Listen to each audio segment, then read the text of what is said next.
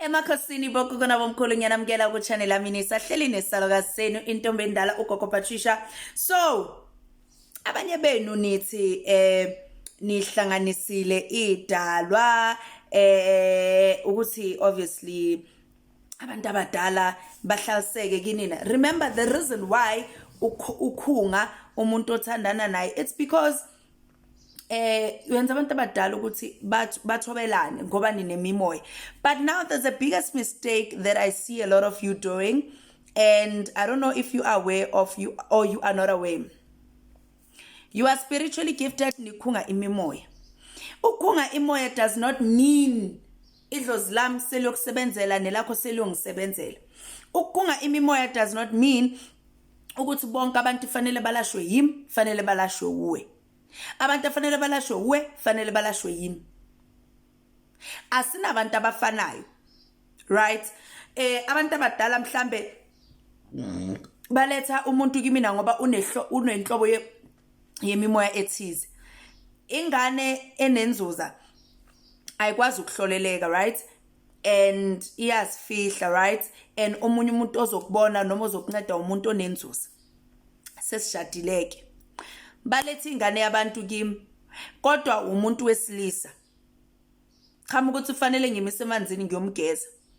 Mina sengithatha wena my husband. Ngithi ngoba umuntu wesilisa ake umgeze. That time when uphethwe amagedla usebenzisa imithi wenzani, or you don't even have inzuza, like that's where amadlozi ayakwata. Amadlozi ayakwata. Amadlozi ayakwata. Ama-client akababasi alethwe kuye kuyaziwa ukuthi wayelethwe kuye.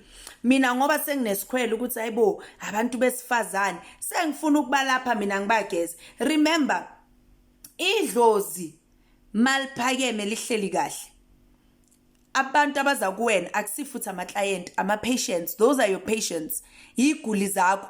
Angeke uthi udokotela wena or unesi qamuka i-patient yomuntu wesifazane makufanele umkhumule noma umenze ipap smear ubhudiza uyavuka. Uvukelani?